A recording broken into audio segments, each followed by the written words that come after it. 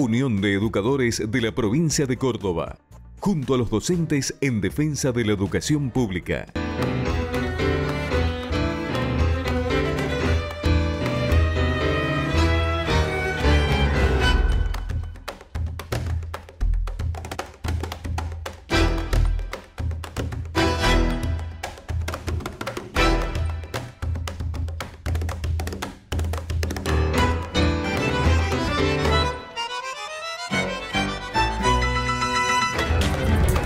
Muy bienvenidos a un nuevo encuentro con esta propuesta que es comunicarnos y construir juntos contenidos y reflexiones. Principio Activo, Salud y Sociedad, una vez más con ustedes. Tenía ganas de hacerles una consulta. ¿Qué pasaría si un día cuando se despiertan sin memoria? No recuerdan quiénes son, ni reconocen el entorno. Sería caótico. Sería caótico para ustedes en particular, y si nos pasara a todos sería caótico en grandes dimensiones. Así de importante es la memoria. Nos define en nuestro entorno quiénes somos y qué hacemos, aunque sea el día que nos levantamos a tomar un mate con nuestros familiares.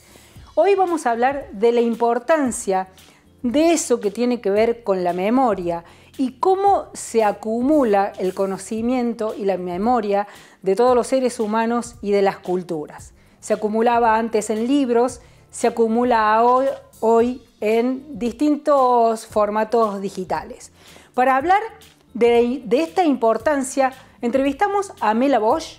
Ella es lingüista, es una reconocida investigadora que hoy vive en Italia. Conjuntamente con un grupo de profesionales, fundó un grupo que se llama Basta Biblioclastia. ¿Qué es la biblioclastia? La destrucción de libros, la destrucción de conocimiento. Con Mela Bosch aprendemos un poco más sobre esto.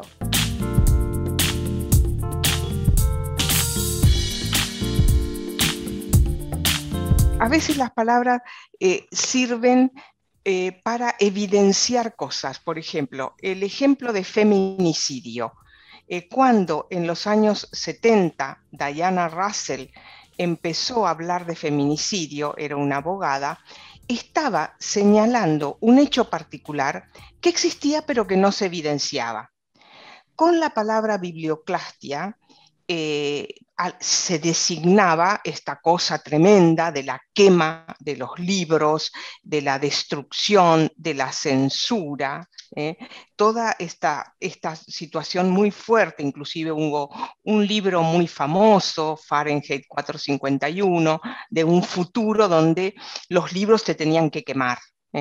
Bueno, pero a medida que va avanzando el siglo XX, se va viendo que con la palabra biblioclastia hay muchos hechos que no tenían definición, pero que esta palabra permite identificar. O sea, como vos indicabas, quemar libros y destruir las bibliotecas son los actos más impactantes, pero en los contextos democráticos inclusive aparece la biblioclastia como una decisión de obstaculizar y sesgar la información. Hablamos de biblioclastia cuando estamos hablando de información registrada, depositada y custodiada por una sociedad. Y esta es la parte donde la biblioclastia interviene, con este oscurantismo de decir, no hay que mirar lo que pasó, no hay que mirar lo que se produjo, o no tienes derecho para leer lo que hay en una biblioteca. Es ahí donde aparece la biblioclastia. No solo en un contexto tremendo de terrorismo de Estado o en situaciones muy difíciles, ¿no? ¿Cómo identificamos casos concretos en el hoy de biblioclastia? A ver, en una escuela hay un niño al que le gusta leer. Ese niño seguramente va a ser estigmatizado y va a ser atacado porque es un niño lector. O sea, desalentar el hábito de la lectura o estigmatizar a las personas lectoras es es una conducta biblioclástica. O sea que la biblioclastia trata de invisibilizar, maltratar, abandonar las reservas de conocimiento de una comunidad. Y eso no es broma. Es muy importante que una comunidad tenga sus reservas de conocimiento siempre accesibles para poder tener juicio crítico, para poder mirar hacia el pasado, para poder pensar el futuro. Fundamental lo que nos comenta, lo que nos enseña Mela Bosch sobre la importancia del conocimiento y cómo se acumula, cómo se resguarda y cómo es fundamental que sea de acceso a todos para poder pensarnos y pensar en futuro. Vamos a seguir con Mela Bosch en el próximo bloque de Principio Activo, Salud y Sociedad, así que no se vayan.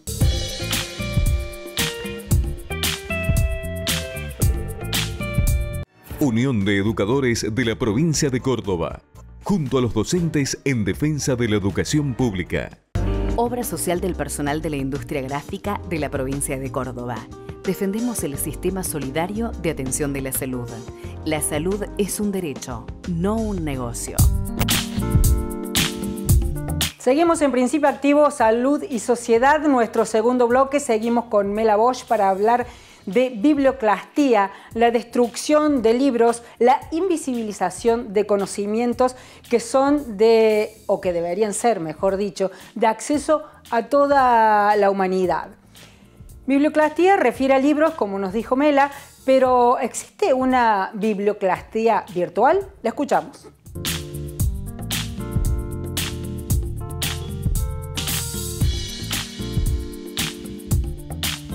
Es biblioclastia la forma en que los algoritmos de búsqueda ocultan cierto tipo de información. Por ejemplo, hay la información referida a diversidades sexuales, a diversidades culturales, o se ha invisibilizado el conocimiento de los pueblos originarios. Y eso es una decisión biblioclástica, no hacerlo visible. Porque tienen siempre algo malo o sale siempre algo que hace que no podamos recurrir a buscar las cosas del pasado. Cuando hablamos de biblioclastia estamos hablando de conocimiento registrado y acumulado. Y por eso la biblioclastia es la complementación necesaria que tiene el derecho a la información y el derecho a la expresión. O sea que se completa el derecho a la información y a la expresión con el acceso equitativo al conocimiento acumulado. ¿Quiénes son los que interfieren en términos? Porque uno con la destrucción de libros físicos lo tiene como más visibilizado. En el recorte del acceso a través de algoritmos a cierta información que es válida para el desarrollo comunitario y el desarrollo de las conciencias colectivas. ¿Quién interfiere en cómo obstruir ese acceso a la información? ¿Quién decide y cómo se interfiere? Bueno, nosotros decimos, y justamente uno de los trabajos que hemos hecho es muy intelectual, pero lo hicimos cuando yo era directora del CAICIT, que es un centro que trabaja con información del CONICET. Hicimos un vocabulario de biblioclastia. ¿Y para qué? Para ir identificando que así como hay conductas, hay procedimientos, hay dispositivos, hay políticas, hay leyes. Entonces, desde el punto de vista de las conductas, está esto que decíamos, bueno, ¿para qué vas a leer?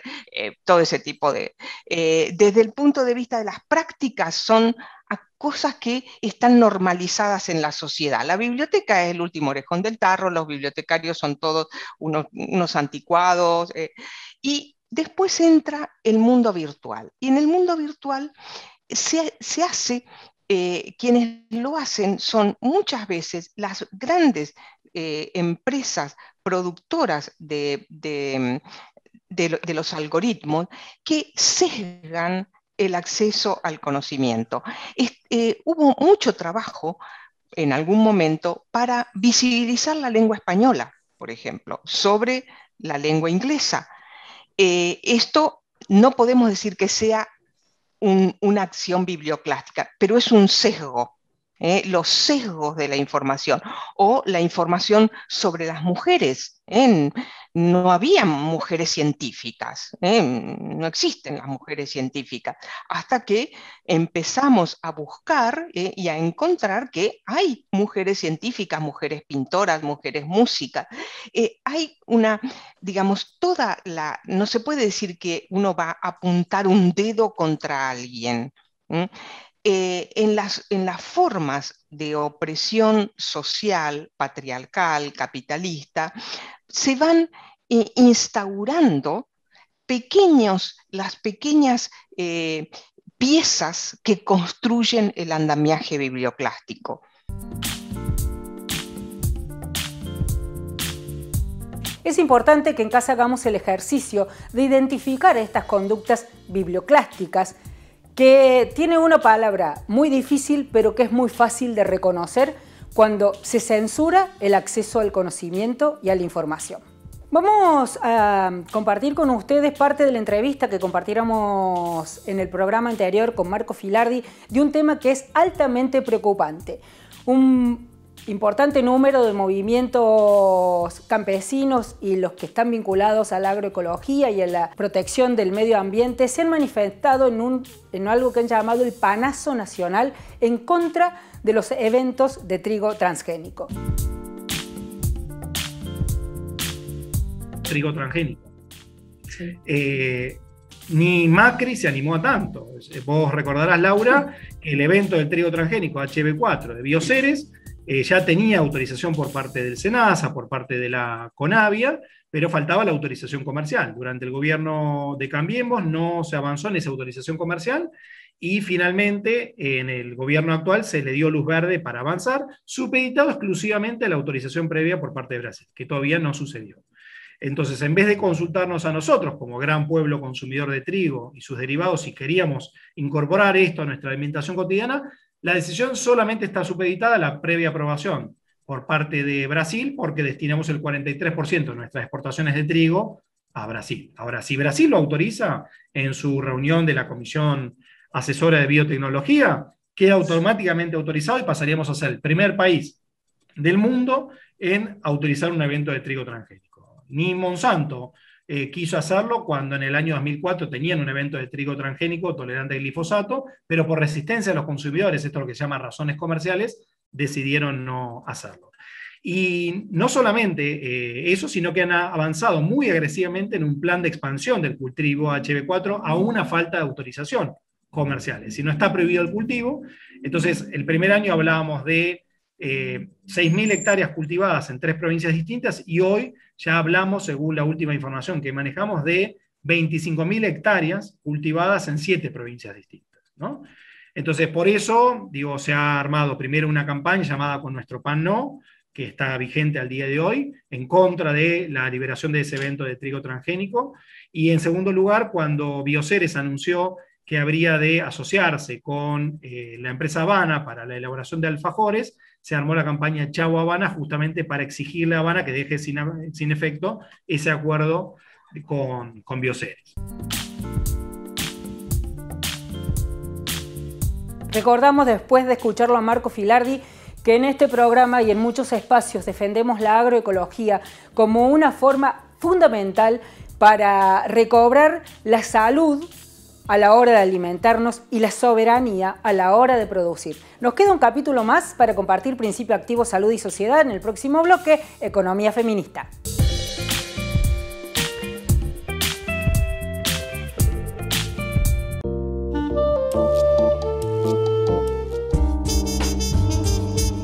Asambleas virtuales, ventajas del mundo digital.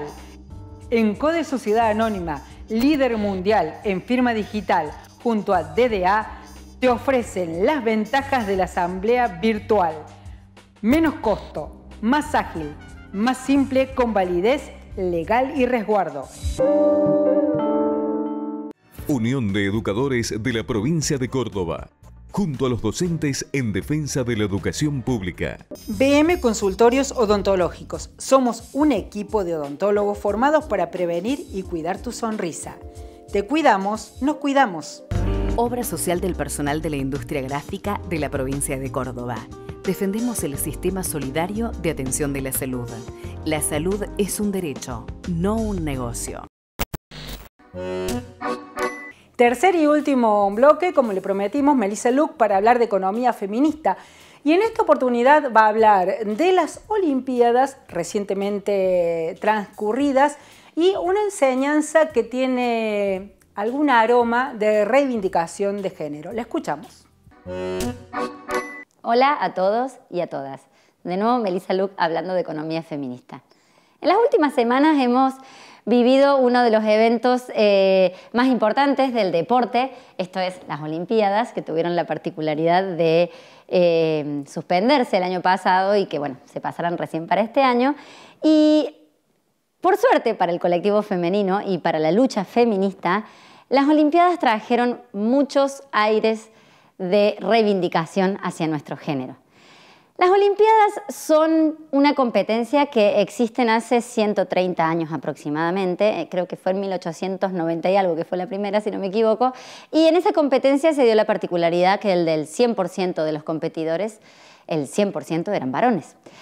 No existían las competencias femeninas dentro de las Olimpiadas en sus primeros años. A lo largo del siglo XX eso fue cambiando, se fueron incorporando cada vez más competencias femeninas y más disciplinas variadas. De hecho, en las últimas Olimpiadas se agregaron 5 disciplinas nuevas. Y lo que se observó en estos últimos Juegos Olímpicos fue que el 48% de los participantes eran mujeres. Por lo tanto, se puede decir que casi se ha logrado la equidad de género en las Olimpiadas.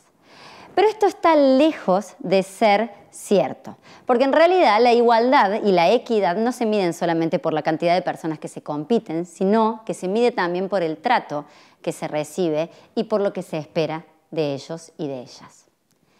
En el caso de los deportes femeninos grupales se han observado que se han hecho muchas denuncias sobre la forma en que los reglamentos de las Olimpiadas exigen a las mujeres vestirse en comparación con las formas en que se tienen que vestir en los mismos deportes sus pares hombres. Es el caso particular de Volley Beach, creo que se llama, o el caso particular de la gimnasia artística, que si bien es cierto que es una competencia feminizada, no significa que no existan competencias masculinas de gimnasia artística.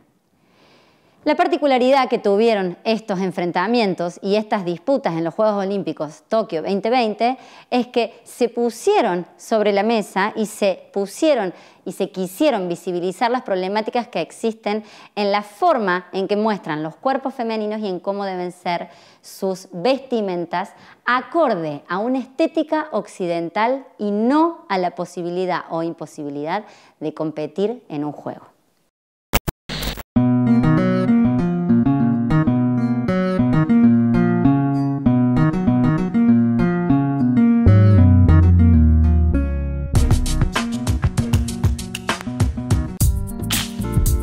Hoy hablamos de la importancia del conocimiento, de la acumulación del conocimiento para poder pensar futuro, de las acciones que hay a la hora de invisibilizar o de obstruir ese acceso a la información y al conocimiento. Y también somos conscientes de que hoy, y que siempre, la información ha sido poder y cada vez más ese poder está centralizado con aquellos que pueden digitalizar y los que pueden reunir toda la información y ponerle precio o darle un uso que no es el de socializar justamente la memoria y el conocimiento. Como todo lo que hace el neoliberalismo y el capitalismo, todo lo que toca lo convierte en negocio.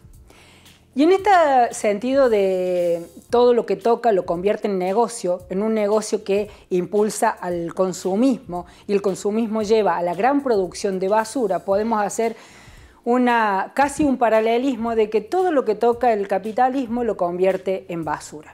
Y esto me hace recordar a un cuento que contaba mi mamá cuando yo era niña, que es la del Rey Midas. No se lo voy a contar en toda su totalidad, pero le voy a contar un pedacito, después si les interesa lo googlean, todavía está accesible ese conocimiento y encuentran toda la historia. El rey Midas era un rey muy rico de Macedonia, que tenía muchas propiedades, tenía una niña, tenía un jardín hermoso, pero tenía una gran afición por el oro y por tener cosas de mucho valor. Una vez tuvo la oportunidad de pedir un deseo y pidió que todo lo que tocara se convirtiera en oro. El dios que le iba a dar el deseo le preguntó si estaba muy seguro de pedir semejante deseo. Y él le dijo que sí, que estaba seguro que el oro le generaba felicidad. Entonces le otorgaron el deseo. Muy contento, el rey Midas empezó a tocar todo y a convertir todo en oro con una alegría importante. Tocaba los utensilios, tocaba la mesa, pero cuando quiso tocar la comida no la pudo comer porque se convirtió en oro. Cuando quiso beber no pudo beber porque el agua se convirtió en oro. Y cuando se largó a llorar desconsoladamente porque se dio cuenta de lo que había pedido como deseo, vino su hija y lamentablemente la convirtió en oro. Entonces, más allá de que pudo revertir este deseo y el Dios que le dio el don le dijo que lavándose las manos en un río podía revertir todo lo que había convertido en oro, pero iba a perder todo el oro que tenía, y tuvo que pasar por todo eso para entender que la felicidad no estaba dada por el oro, sino por su jardín y la sonrisa de su hija. Ahora, les pregunto, ¿no sienten como que es una historia que tiene mucho que ver con lo que nos pasa actualmente como sociedad? Que ponemos esfuerzo y felicidad en cuestiones que en el fondo no tienen que ver con la real felicidad. No estamos hablando de poder satisfacer las necesidades básicas como la de comer, vivir en una vivienda digna, vestirnos dignamente, poder mandar a nuestros hijos a la escuela y poderles brindar la posibilidad de estudiar, sino con esa lógica desesperada que impone el neoliberalismo y el capitalismo de consumir como única forma de ser feliz. Un consumo que casi es perversión y que hace que consumamos todo lo más posible creyendo que de esa manera somos más felices. ¿Es así realmente? Este consumo vertiginoso en el cual muy pocos concentran ganancias, porque esos que nos dicen que tenemos que ser felices consumiendo son los que ganan dinero poniéndonos en ese brete, no solamente que ellos ganan ganancias, sino que concentran la mayoría de las riquezas de todo el mundo, sino que además, como les decía al principio, generan el 270.000 millones de toneladas de basura anuales. El capitalismo, cuando nos impulsa a consumir, nos consume el mundo y genera basura, porque nos estamos quedando sin lagos, sin mares, sin sierras, sin aire, sin agua dulce, porque la contaminación es estridente. La pandemia lo vino a decir, pero ya hace mucho que los científicos nos dicen que el capitalismo consume la vida y sus ganancias la hace asesinando a la vida en todas sus formas. Ahora yo les pregunto, ¿la única forma que conocemos como humanidad es la de producción a gran escala y alocadamente solo para generar productos para que otro tenga que endeudarse para comprarlos? ¿O también nos están negando algún conocimiento e información en el cual pueblos, culturas han podido desarrollarse sin destruir el medio ambiente y sin destruir al otro con el que convive? ¿El capitalismo cuántos años tiene? ¿Cuántos años tiene la humanidad? Yo los dejo pensando y piensen si realmente es la única forma que tenemos de organizarnos o podemos generar un mundo donde la ternura, el amor y la relación con el otro sean el centro de la felicidad.